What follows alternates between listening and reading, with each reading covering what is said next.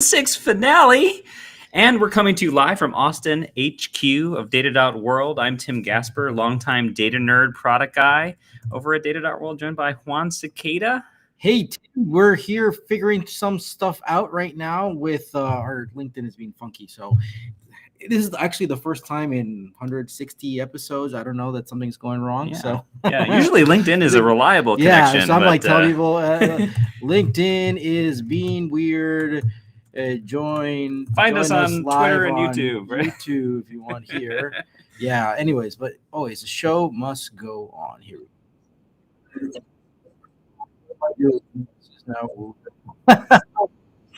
Okay. Anyways, this is weird. Anyways, okay, so it's been quite the season. It has been so much. We've had some amazing guests across a lot of different topics, and so we'll be talking through some of the big takeaways today. But also, we drank a lot of great cocktails. So I'm really excited. I'm going to shout out for a friend who you met recently here in Austin. Omid, we were just having drinks on a Friday. We go to my favorite brewery, which is next door to my house, and he was talking about he makes this Earl Grey tea infused gin, and he gave me a bottle of it, and this is really damn good. Yeah. And I'm kind of mixed up like a sort of an old fashioned type of thing, agave syrup with some bitters on this. Cheers. Cheers. This is a very strong, potent drink for a very long year that we've had, which has been crazy. And last 6 months, it's been crazy. And this is a great cocktail. You get a really strong tea flavor to it. Yeah. And a sweetness too. I was saying that this is a bit like a Long Island iced tea type of drink. I don't know if that's a good thing or a bad thing for the folks. Yeah, I think it's a bad thing. Juan was like, Tim, I'm going to make you a cocktail. It's kind of like a fancy Long Island iced tea. And I'm like, I'm enjoying it's really strong. good. It's strong. All right. So much to go do. So much to talk about. Kick us off. Yeah. So we're going to talk about 4 main kind of categories of topics today that have been themes across season 6. So there was business value, kind of getting business value out of your data and connecting to the business.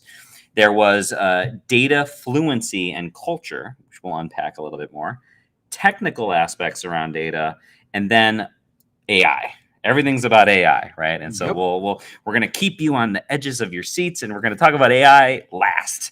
So let's start off with our favorite, business value, because what's the point of everything that we're doing if it's not to try to create value for the business as data teams, as data organizations? And let's first talk about Ethan Aaron, who is the CEO of Portable. He came onto our show. By the way, Portable, super interesting company around data integration. Yep. And he also has really great LinkedIn posts. And I think, Juan, you first kind of ran into him at like some different events and things like that. But then you also saw his posts and you're like, oh my God, like you were talking with him, right? And you're like, we gotta talk about that stuff, but talk about it on the show. And so he came on, right? And one of the biggest things that we were talking about with him was especially around the lack of business value by data teams and how there's so many things that we're focused on that are not the right things there. And we really got to change the way we focus and we prioritize our work. And I think one of the biggest things that we talked about on the show with him that was super valuable was sort of like this quadrant. And he's got a really great LinkedIn post on it too. But that quadrant where you've got on one axis, you've got value, so sort of low value on one side and high value on the other. And on the other, you've got effort, like low effort, high effort. And where you want to focus is obviously high value, low effort work. That's the low-hanging fruit. Kind of seems obvious, but sometimes it isn't. But sometimes it isn't. And some of our data teams, some of you are doing a good job of this. Some of us are not. And some of us think we're doing a good job of it, but we're not. Yep. So let's be honest with ourselves there and really ask our stakeholders what's valuable for them. And then there's this other quadrant too, which is high effort, high value. It's hard, right? And so you really got to be careful about the investments and the choices that you're making there. Like, let's say like if the data team wanted to take on finance. Finance is pretty important, but you might not want your data team to be focused on that right now. It's very hard. And so it's better for the finance team to focus on it, right? So a lot of people wonder like what is the main point of the data team? Like, what's the right way to think about how the data team should be focused on? And he had a great set of 4 things that he said. He said, first of all, analytics, going to the executive, and they might say, hey, what's the top sales, or what's the top things for this particular person and how it impacts the business, right? That's important. Automation of tasks, number 2. Product, number 3. And then number 4, risk mitigation. And so I think that was really helpful. And then finally, the smartest people in data can identify 2 main things. One is the levers that drive revenue, and the second is the levers that reduce cost. So think about the different data projects that you're working on, which ones are more around revenue and which ones are more around cost. And if you feel like it's not having a big impact on either, then it's probably stuff that is low value. The next person that I want to bring up that we talked to was Aaron Wilkerson. And Aaron Wilkerson is the Senior Manager of Data Strategy and Governance at Carhartt. And the episode that we had together was focused around going from the technical strategy to business data strategy. And we talked a lot about how a lot of data teams are focused more on a technical strategy of like, we need to adopt these technologies and do the stack in this way. And it's very technical oriented versus really building out your roadmap and thinking in terms of the business. And he asked a really important question, like, as a data leader, do you have too technical a data strategy and therefore finding yourself having trouble connecting with the business? And he really said that a business data strategy is, so the salespeople may be talking about customers and how to get to them and doing customer journey mapping. And these are all things that are part of the business strategy. And a business data strategy is, how is data going to help us get there? So think about your own corporate strategy. Think about the initiatives that are going on within your own organization. What are the things that are the most important? Those are the things that you should be aligning your data roadmap to. People need to talk about data the way that business talks about business in terms of the business. Man, a lot of these things seem obvious or common sense, but we're talking about it, so it isn't. And hopefully, this has been the year of like business value, I think. Yes, I think that's been a big theme. I think even when we entered this year, it was like ROI and then business value. One more thing that Aaron talked about in his episode, he talked about making sure you get a seat at the table and get buy-in. And so he said, like, you got to figure out as a data leader how to become a trusted partner. You're being asked to be in the meeting because a critical decision needs to be made. If you're in the room and you're not providing value, you're going to get kicked out of the room. Mm-hmm. So don't just spend the whole time talking about, servers or other things that, people don't care about. Why streaming is the bomb. How do you know this is working, right? There is word of mouth that starts to happen, right? So if you have this, wow, our data team is so impactful. I love working with that team. You're having an impact. And there's a difference between people coming to you with, I have the solution and I just need you to do it, versus I have an outcome I desire and I need your partnership to solve it. That's a very important one, because it talks about the difference between being operational, being strategic. And we need to be operational, but also if you're only operational, then you're just being like, you just do things, right? Instead of like, no, we need you to be part of this conversation. We cannot go forward and figure out how to make a decision to be the best in our company without you. Like, that's a position you want to go be into. And I think one of the things that Aaron highlighted was another comment from another guest of ours, Joe Reese, was like, we've lived in this lost decade, right? We jumped into the era of big data, and we focused on the technology for so much time. And the people made a lot of money and stuff around that. Salespeople made a bunch of money selling tech and selling services, but the value didn't come. We just lost, and we got used to that stuff. And like, that's it. Game over. Millions and millions of dollars were spent on Hadoop infrastructure. Where has it gone? Where has it gotten us, right? So great session there with Aaron. One last thing with Aaron's session, I thought that was some good, honest, no BS that we hit at the end of our session, is that we were talking about CDOs and how CDOs only on average will spend 18 to 24 months of their tenure. And we said we kind of came to the point where we're like, well, maybe we're hiring the wrong people to be CDO. I think this is a trend that we're seeing, is like no more CDOs who will only have a technical background. Either CDOs are going to have business backgrounds or they're going to be technical people who can bridge that gap. But if you are a CDO that you only talk tech and come from the tech background, I guess you got to start packing. You might be in trouble. You need to really focus on learning the business. You need to realize this right now. Yeah. I think we're seeing that as a trend across a lot of the industry now, as these CDOs that are coming in that may actually not have, they're not a deep expert in the technology, but they understand the business deeply. And that's most important because you can get your collaborators, your deputies who will know the tech for you. Yep. Exactly. So next episode. Alexa Westlake, senior data analyst at Okta, also just in general, a great data evangelist. Connect with her. She is awesome. So much energy, so much excitement and ideas around data, and in particular around how to drive outcomes over outputs as a data team. And so outputs are a leading indicator of outcomes. We really need to focus on outcomes. If we aren't understanding the outcomes, what's really the point? Data has to help with customer success, with marketing, with whatever it is that makes your business tick and drive those results. And you have to create a culture of joint ownership around success. So data and business, the teams are working together. There's joint ownership over driving the results.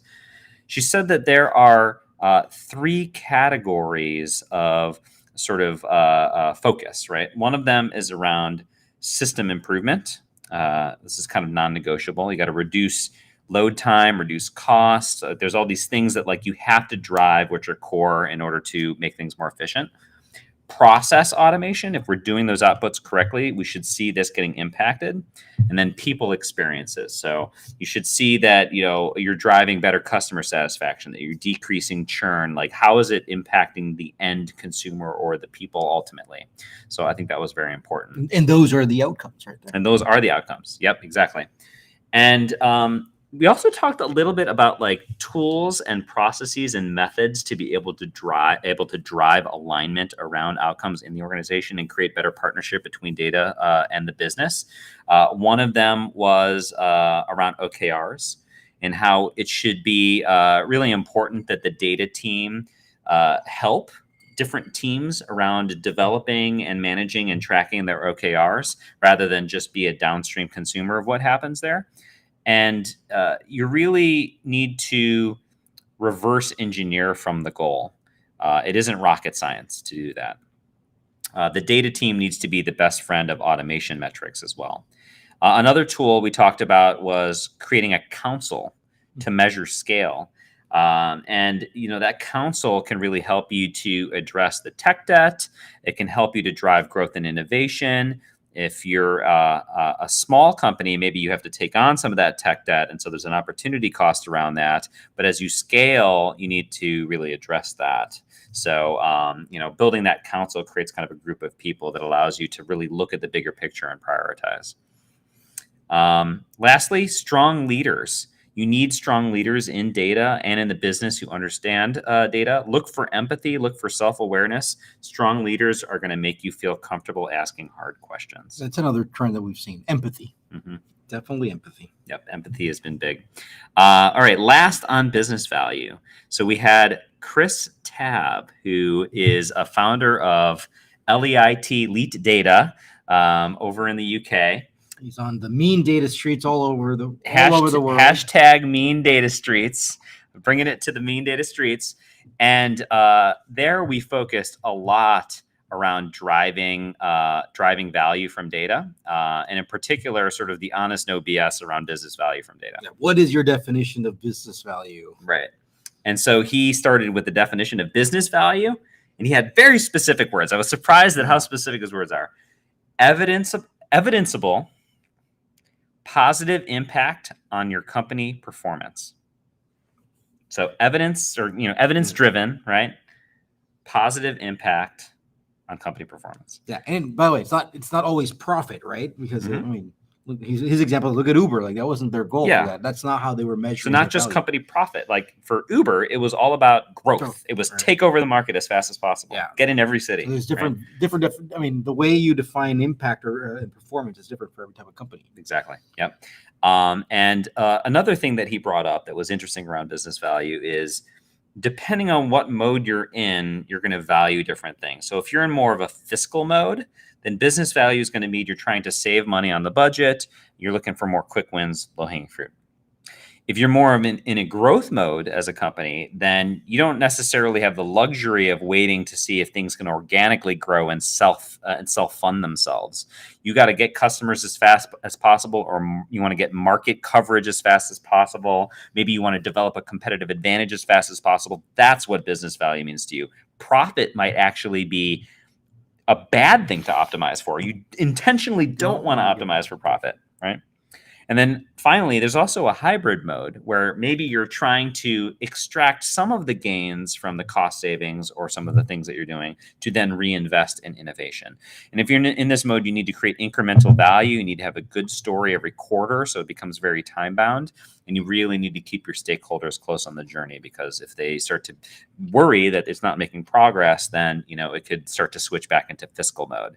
So I think these are some good things. Think about your own organization. What mode are you in? And maybe even depending on the initiative, you might have different things going on at the company, different modes going for different initiatives. Last thing, for data products, we talked a little bit about data products, and he talked about the wrap, sell, improve model, which I think was kind of fun, right? Which is thinking about, okay, when you're trying to create value out of something, the process is that you need to think about the packaging of it.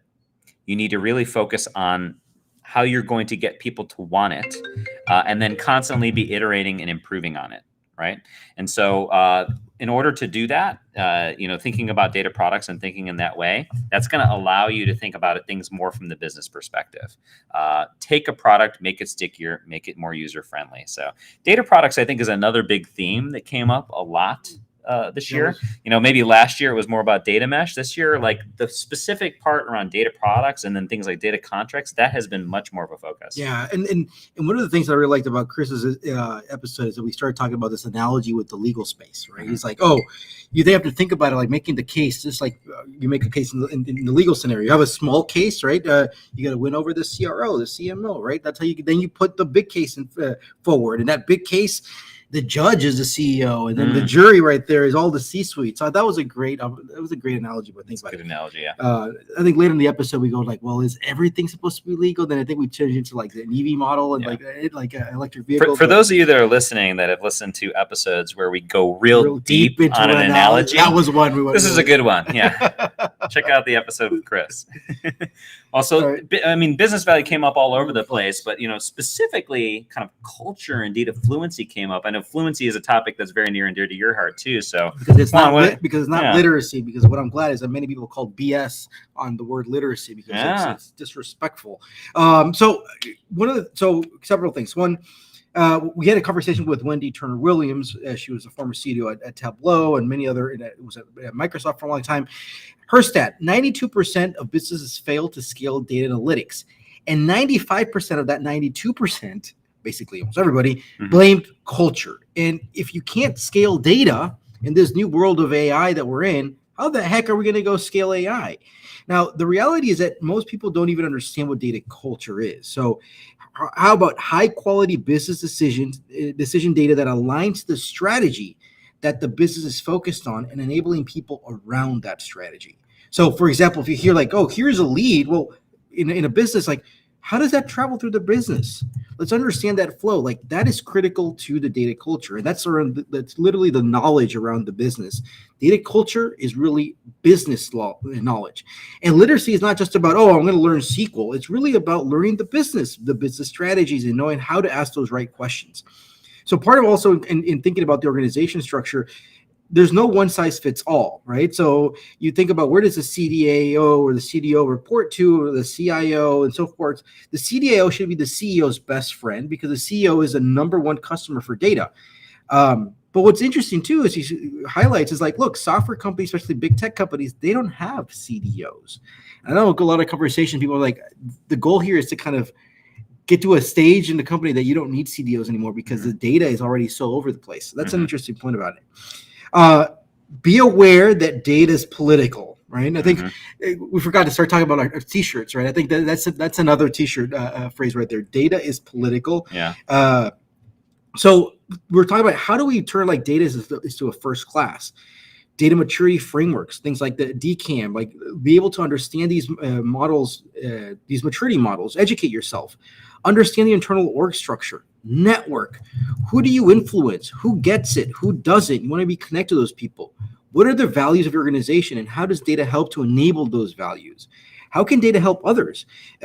Find the fans, build a community internally, make data intuitive, shift data to the left. And at the end, another t-shirt is we're shifting from data talkers to data walkers. I love that. Another conversation we had was with Simone Steele. She gave a fantastic talk, I'll never forget, at the CDOIQ conference. And I invited her saying, please, can you give that talk here to everybody here on the podcast? So we talk about data sustainability. And sustainability isn't just about the natural resources, but it's also about those social aspects. So are we training professionals appropriately? Do we have enough of them? Is it sustainable to manage the business with all the legacy debt that we have and all the flaws that we have? Is it sustainable to keep consuming more?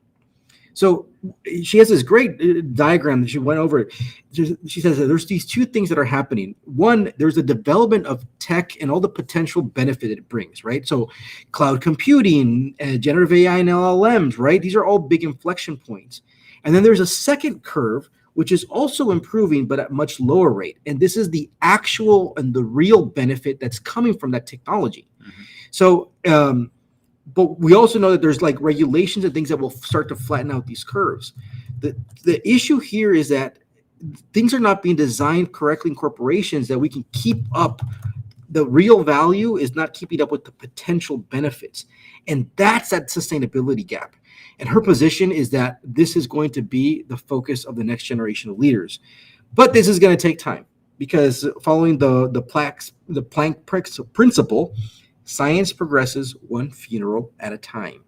So right now, everyone is so very short-term focused. This financial quarter, you just have to wait. And this is probably going to be a while. This goes back to our finding the balance between efficiency and resilience. I think that was a very interesting conversation with her because I kind of ended it feeling like we're in this for life. You know, this is an ongoing journey, and obviously we're making a lot of progress here, but it made me really appreciate the long view on what we're trying to do around data and sustainability. And I wonder how much, if we're going to see it in our life. I mean, all the stuff that we complain and rant about, it's like, when will we see it in the next 10 years, 20 years, 30 years? I mean, honest, no BS, it's going to take a couple of decades. And I wonder if I'll be retired or not. I feel like you keep on mentioning the Einstein quote, right? Keep doing the same thing over and over again and expecting different results. Definition of insanity. Yeah. We're driving ourselves insane here. But. All right. So another conversation we had was with Doris Lee, who's now the founder of Ponder and now at Snowflake. So talking about data science and how that has been evolving. What is the definition? What are data scientists today? Like, I think for me, the definition, that the summary of that podcast episode was the blurry lines. Like everything is getting blurred, from people, from roles to tools. So the lines are getting blurred from business analysts to data scientists to machine learning engineers. I mean, now banks, spreadsheet users, quants they're learning Python, right? And they're doing things for time series forecasting. Like everything's kind of blurred right there. Her point is like everyone's going to be a data scientist, no matter your role or title. If you think about like the three categories, the data science capabilities go into low code, no code tools, AutoML tools, and then Python and notebooks. And even there's lines being blurred across those different categories that serve different personas. Python versus SQL, the lines are getting blurred there too, because you can use Python to query a database. You can use SQL to call script functions, right?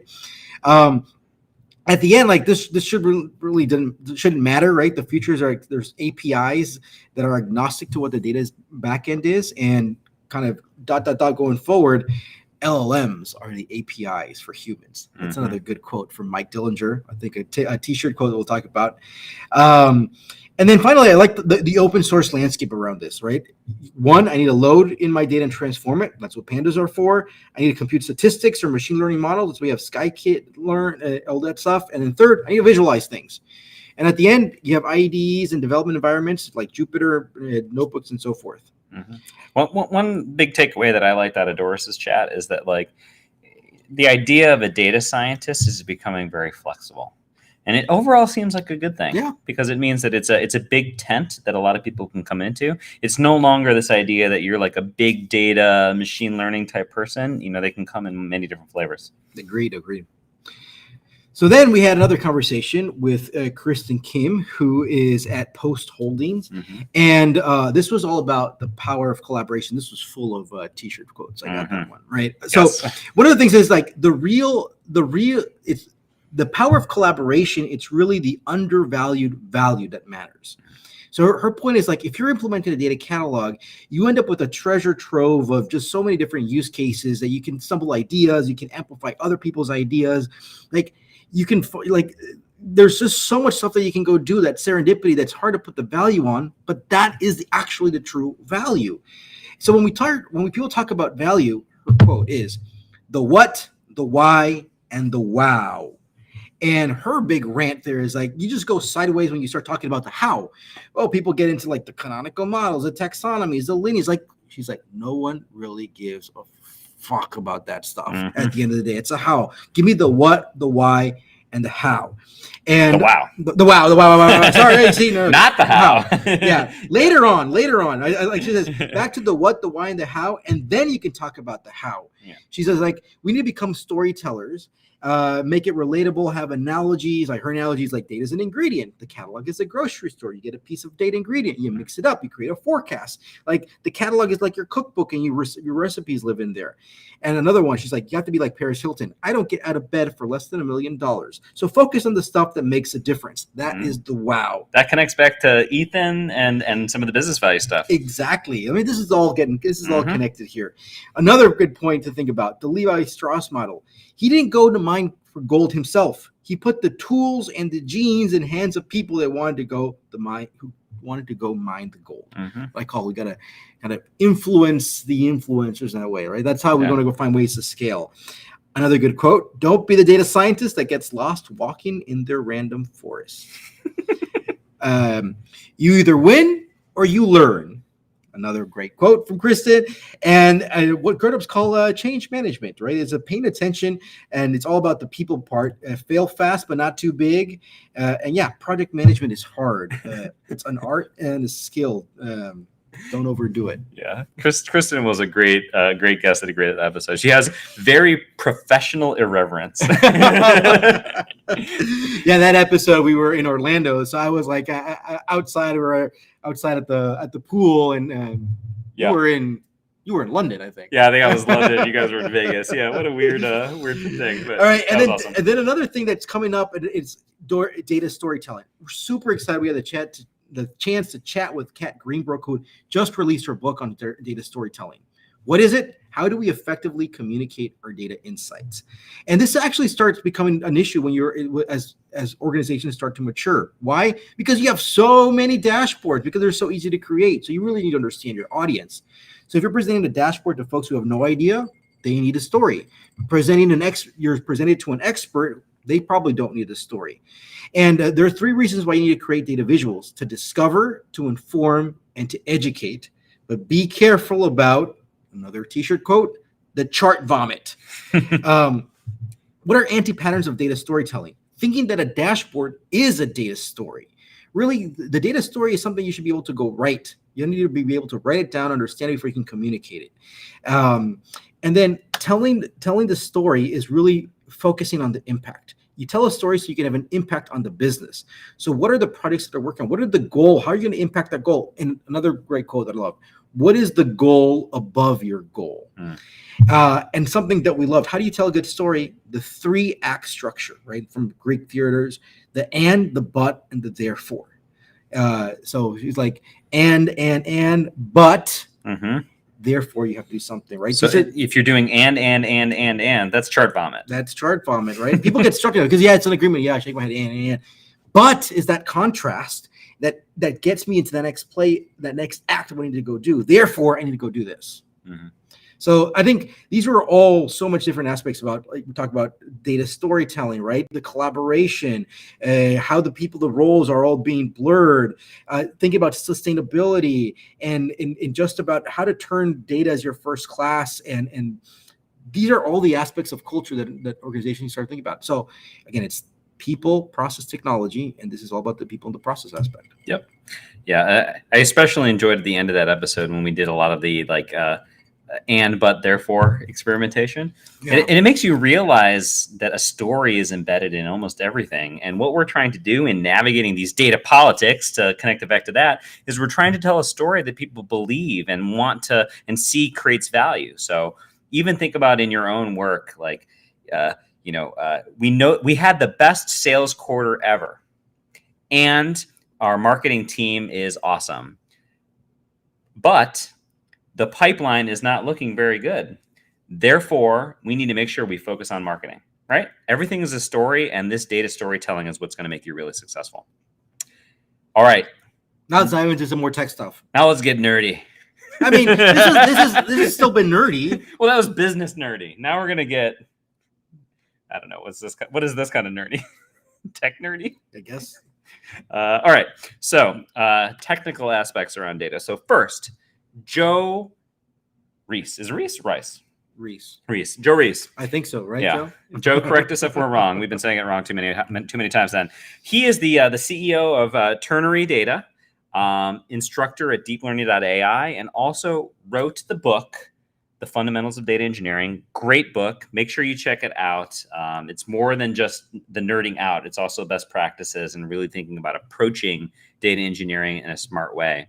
And we focused our talk with him on Catalog and Cocktails around data modeling, sort of lost art around data modeling and how important it really is. And he highlighted that the art and the philosophy behind data modeling has been lost.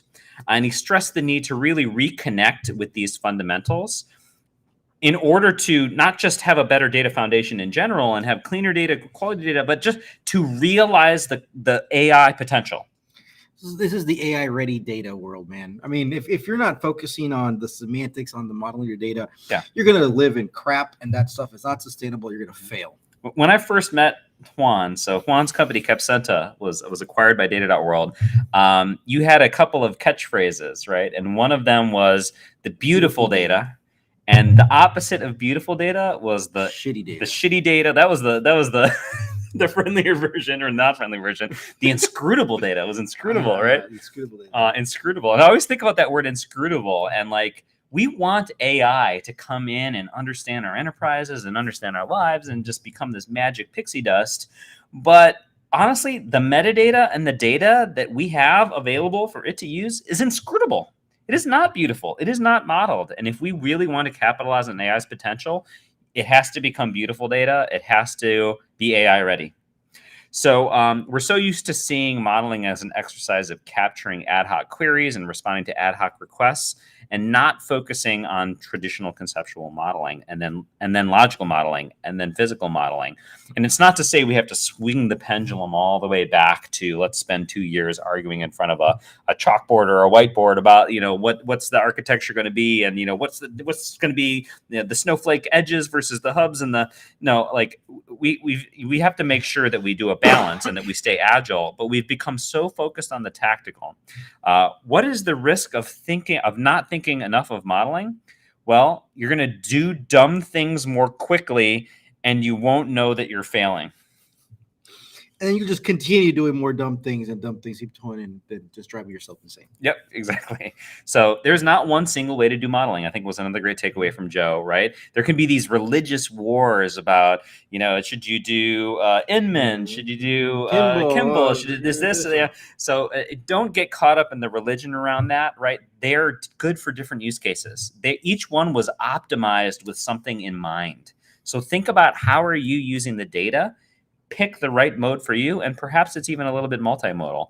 The analogy is think mixed martial arts, right? He said one martial art is not always the winner, right? It's the ones who know how to take the right skills from different parts of martial arts and combine them together. Those are the ones who tend to win the martial art competitions.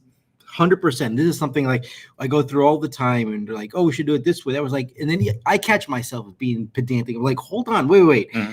We need to understand the use cases around this stuff, and let's be very explicit about it." So this is a really important takeaway. Yep. Think about the trade-offs related to modeling, right? Time versus efficiency versus money versus quality versus rigor.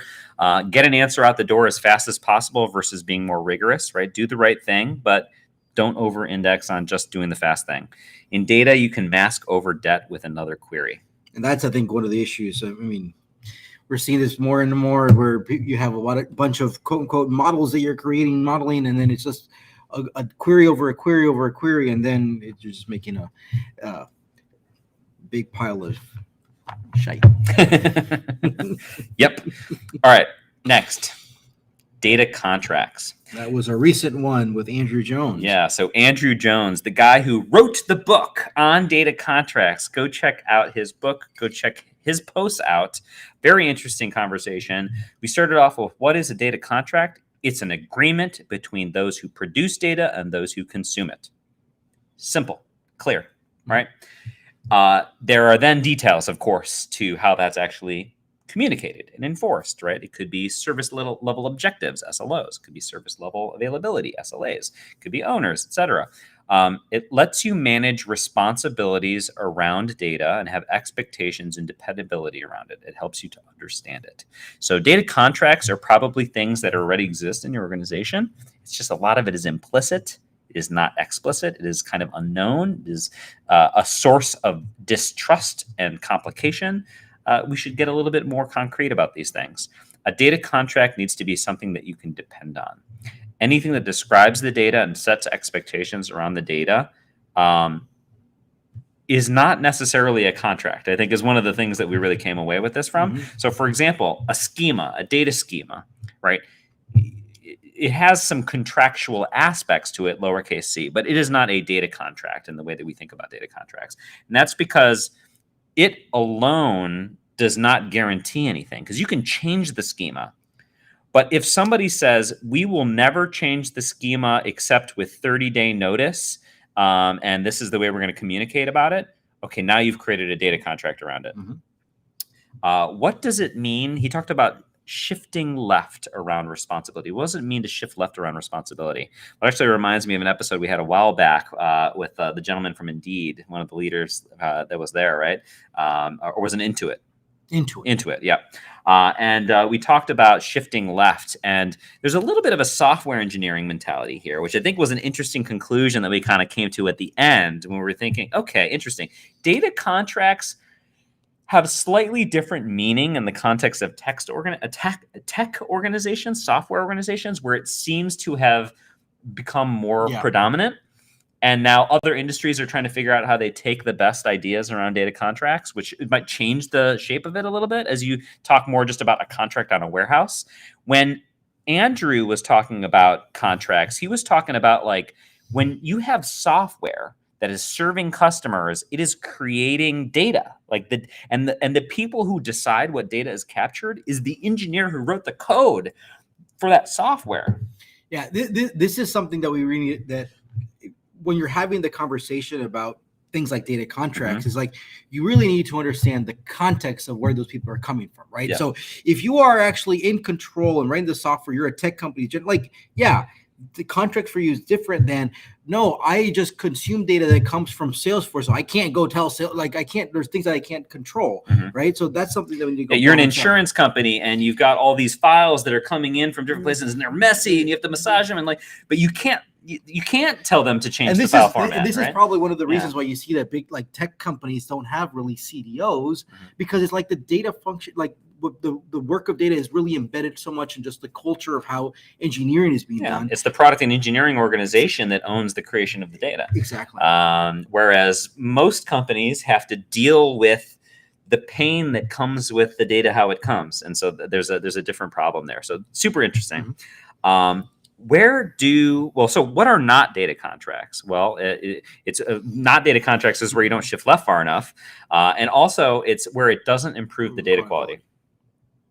Where do data contracts live? Well, ideally, the truth is code. Data contract as code, which is, again, a little bit of a software-centric view of the world. But even for the rest of us, right, code, can we encode it in something, right? Put it in GitHub. And how do you make it discoverable? Put it in your catalog. Make those data contracts discoverable via your catalog and connect it, make it related. How do you incentivize people to adopt data contracts? Every organization has some kind of a goal that they're trying to accomplish. Connect data contracts and providing higher quality data to that goal. we can't achieve that goal unless we have high quality data. And the only way we can have high quality data is if we have data contracts. That's your argument. Data contract doesn't have to be complicated. His book has just a 15-page chapter focused on the implementation of data contracts. And he really wants people to know this. Like, don't over-engineer it. Don't get overcomplicated. It can be simple. That's a t-shirt right there. Data contracts are not that complicated. It's a short chapter in my book. Yeah, it's only 15 pages. that t-shirt's going to have a lot of words on it. But it's still a great t-shirt. You should buy it. All right. Data quality. Tom Redmond, the data doc, came and talked with us. And he is a guru around data quality. And his first and biggest observation was that the vast majority of data management is by people without data in their titles. I love that. Yeah. So it's marketing, it's ops, it's finance. This is actually a fun contrast to the Andrew conversation where there was a little bit more of a software angle to it. Now, so what Tom is basically saying is like, well, Andrew, he's dealing with the engineers that are creating the data, right? For most of us, who's creating the data? It's the marketing department that's creating the data. It's the ops department. It's the finance department. It's the sales department, customer success and customer service. They're the ones creating the data. They're creating and they're the ones who are doing the interpretation. They're like, they understand the semantics of the data. And they're taking the data from some other department, which they don't know how it does. Like, they're the ones who actually, all those spreadsheets that we complain, like, they're being shifted around because of all the people who don't have a title data. Don't have the word data in their title. They're the ones who's doing that data work. And one of the things that's driving us crazy, and I think Tom really unearthed a golden truth here, is that we're driving ourselves crazy around data quality, and it's because there's a control problem here. These people, marketing people, ops people, finance, they're doing the work of confirming the data, but they're not trained in data quality or data management. They're just trying to do their job day after day. And so, the second observation is that a data scientist cannot properly understand a business problem that they're working on unless they understand what's going on with the regular people, with these people that are just trying to do their job and make decisions around the business. The true data people who are doing the data work who don't have the word data in their title. That's Tom's word. Exactly. So if we're going to address data quality, it needs to be bigger than just something the data people take care of. It's a company-wide initiative and probably a cultural change. Yes. Third observation from him, technical debt is out of control, and all of this costs money, money, money. So what needs to change? Well, everyone in the org has roles today, but they aren't really conscious of those roles. They're not trained and supported in those roles. So 95% of the people that are doing data management are untrained, without support. So it's no surprise that 1/3 of our time is being spent on these issues. So this is the piece that we need to address.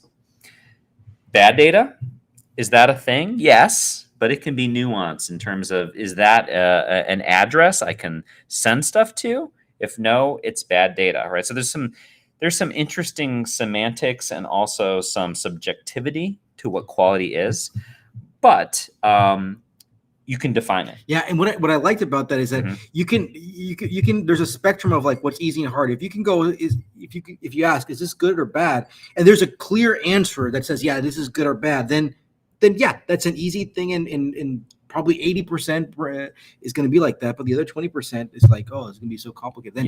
Then don't spend time on that philosophical part right now. Well, and one thing that I thought was fun about this conversation is that Juan and I have some go-to sayings. I know, Juan, you especially say this a lot, is that like, we don't even know what customer means. And so like, how are we supposed to do things if we don't know what customer means? And I think you brought that up in the episode of like, well, what does customer even mean? And he was like, wait, hold on. Like, you're focusing on a hard problem. Like, that's a hard data quality problem. If there's 100 issues, like 20 of them might be deep ontological issues, but 80 of them are actually low-hanging fruit. Yeah. So solve those 80 low-hanging fruit data quality problems first. That's so true. So I thought that was good. And then finally he said, it is absurd that today people have to talk about business value. It's the 2020s, for God's sake. Oh, God. So true. The future is here, but sometimes it doesn't feel that way. All right. Last one on technical. Ari Kaplan, who is one of the data evangelists over at Databricks, came and talked to us about the data lake and also about data privacy and some different interesting examples around data. And his background actually before he was at Databricks was in sports analytics. Like literally, he is the Moneyball guy. Yep. He said it was remarkable. First of all, on sort of the data lakehouse side, right? It's remarkable that not everyone has heard about lakehouse. Despite how us in the data industry, we feel like we're so immersed in like data lakehouse. Oh, that's so 2017 or something like that, right? Like a lot of people haven't. And so we have to remind ourselves to get out of our bubble. Oh, yeah, that's an important one. Not the entire world knows what Snowflake. I've had these conversations like, oh, Snowflake. It's like, Snowflake, what is that? What do you know what Snowflake is? And then I remind myself, yeah, Snowflake, Databricks, those things that we hear all the time. Yeah. Everybody knows about that stuff. There's a whole world out there, folks. It's not all just about the modern data stack, which is funny because then when we talked about the lakehouse, he's like, well, the lakehouse is the modern data stack. And I was like, oh, we came full circle. But he's really talking about like the lakehouse this is the modern way that you want to do data management because it allows you to bring two different paradigms together, which, we had sort of this online paradigm and a very transactional paradigm. The pendulum swung to Hadoop and more of the unstructured paradigm. The lakehouse was the marrying of these two things together, where you can have the structured data warehouse and the data lake together to bring together the structured and the unstructured. The best way to make predictions is when you use multimodal data, structured and unstructured. This is that's why what we're the lakehouse seeing right is now important in the AI world. And that's what you're seeing with the AI world. People want to combine unstructured and structured data together in order to create better predictions and better automation. The lakehouse, you can have it in one place. It's a single approach to governance, which is important. Also, knowledge is critical. The model may recommend things, but it doesn't know the context of your business. This is the big thing, which is coming soon in our next section for the AI part. Exactly. And then we talked a little bit about sports analytics, right? If a player is injury prone, so tell them to throw the ball softer. But this doesn't make sense. So, that's why the context is so important. The context is so important, right? The data itself is not going to tell you everything. The context is critical. You need people to collaborate, paint the picture. And he said, be vulnerable. Go talk to people. Yeah, this is an episode which is it's actually hard to summarize because it's just go listen to it. But yeah, because you go into the whole history of how he got into it, and I don't want to spoil people. Yeah, we won't spoil it. Go listen to that episode. If you enjoy sports, you enjoy history, or you just enjoy data, which should be all of you. Check out that episode if you haven't heard it. He tells some great stories about sort of his Moneyball past and experiences. All right, let's get into the AI part. Let's do it. All right, so I think AI was all over the place, but I think specifically we had some really great episodes. One with John Cook. I think this was a combination of like business value, generative AI, and data products all together. And I loved how we asked him, like, so what is do you have a definition for data products, or do you have a pedantic definition? And I love how he says, yes, I do, and it doesn't matter. He says, but the verb managing data products, that is what matters, and that's the data product management. And then so think about data product and generative AI and LLMs, they come together. This is what I'm really excited right now. What we're seeing is like this whole notion of AI-ready data. It's like, how do we build all these AI-ready data products? One, we're going to see these co-pilots, right? I'm going to use LLMs to help me go create these data products themselves, right? Second, we're going to be using them for some sort of classification kind of. And third, the LLM itself is going to become a data product. Like your chat with your data itself is going to become that product right there. And what we really need to start thinking is how to use LLMs in every step of that data product management lifecycle. And I think this is something that we're starting to go see right now. Like I know I'm working on this in my day-to-day, like in the stuff that we're doing in our lab is like, okay, here are the steps that we go to solve this problem. Where do I put LLMs? How do I put this? And how do I measure actually the benefit from that? So that's what I'm really excited about. So the question here is like, as data professionals, how do we start taking advantage of all these generative AI innovations, combining with data product management? So his advice is start to push on things, test and see how much you can push on this, and see how folks are reacting. So you really need to start talking to your folks around you. Understand that very few companies actually nail software product management. So set your expectations correctly, because you're probably not going to, you will definitely not nail this in the first time. It's going to take a while to figure it out. So give yourself a little grace. Yes, for sure. Anyway, setting expectations, really, really important. And you have to develop a language to speak to that business value. Again, we're all super excited about AI and all the cool things that we can do. We need to connect that all with the business value. And then finally, John, you have to go. He was wearing a He was t-shirt. wearing a man. t-shirt. No. The Great Data Race t-shirt, which is like you start first with the business problem. And then, but if you start with the data first, it's a dead end and you're done. Game over. So then you go from the business problem, you go to the wilderness of the data sources, and you hit the roundabout of the data modeling, and then you go through this whole area of contracts that you're testing. And then you hit the production, and then it continues to keep going in that iteration. So I really love that. I love board games, and I'm really hoping that like somebody will try to create like it's like life, except it's data life. It's the Great Data Race. It's actually not a bad idea. We'll play it one day, right? I'm sure that we'll have a market for that. I don't know how big, but I think there is a market. I think at least 10 people will buy it. Well, we have per the Spotify stats. I think there's 112 people who have us as their number one. That's true. Podcast. 112 people that were their number one podcast. So first of all, thank you, all of you. Some of you are probably listening right now, so we're talking to you. I see you. Not Hopefully, really. buy the board game that we're going to buy this board game. Yeah, we're gonna stick it in our t-shirt t-shirt store. In our imaginary t-shirt store. All right, one of my episodes that I really loved was having Mike Dillinger, who's a former lead at eBay, at LinkedIn, working on knowledge graphs. So we really discussed the relationship between LLMs, about RAG, the retrieval augmented generation, knowledge graphs, and vector databases.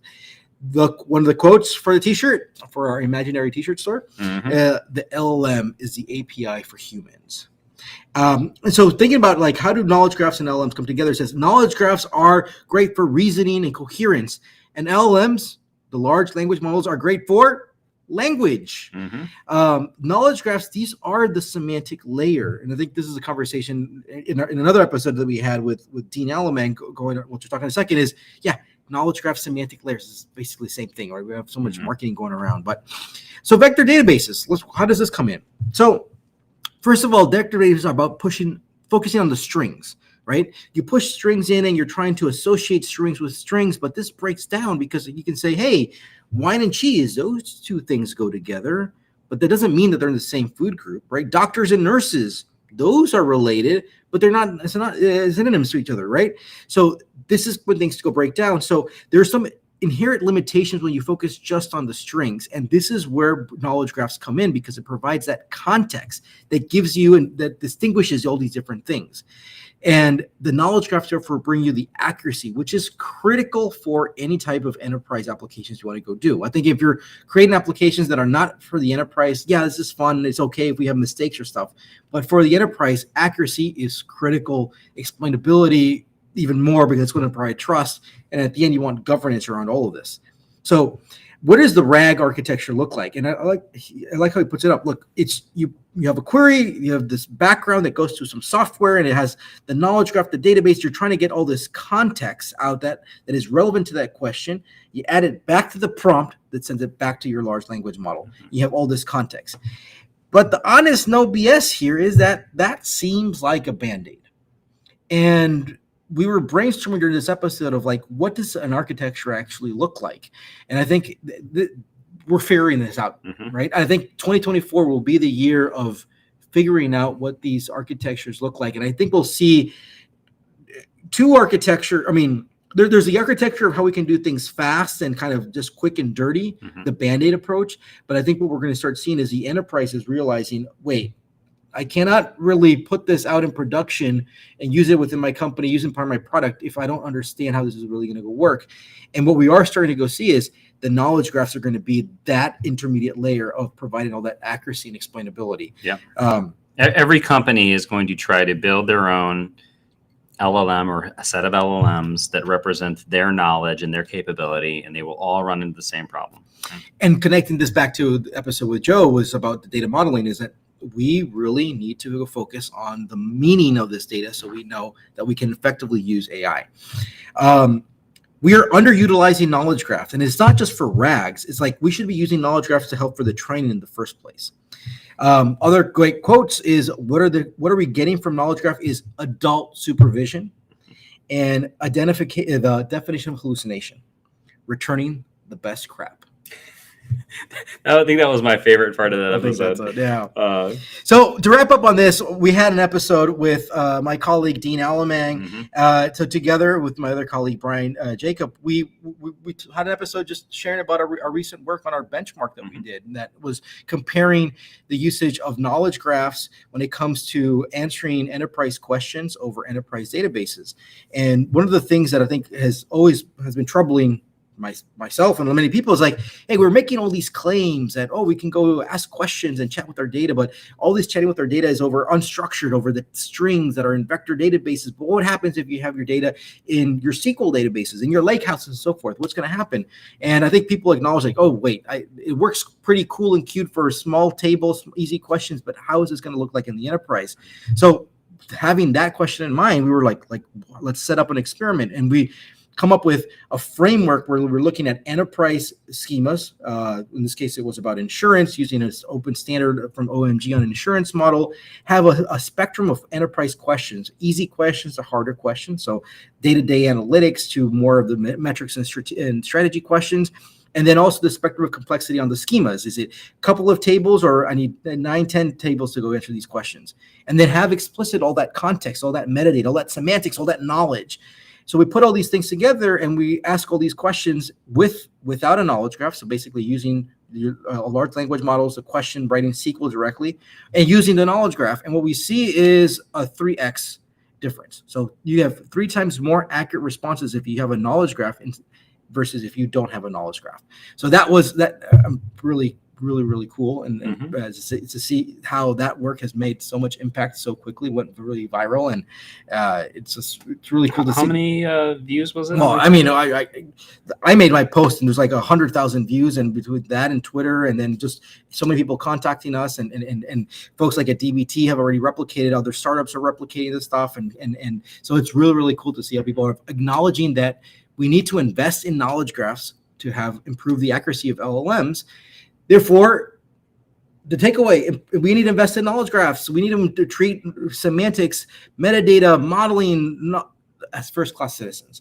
And that was a lot. That was everything we've gone through. And maybe to bring it all full circle, right? Like, it seems like common sense because it is, but now we need to do it.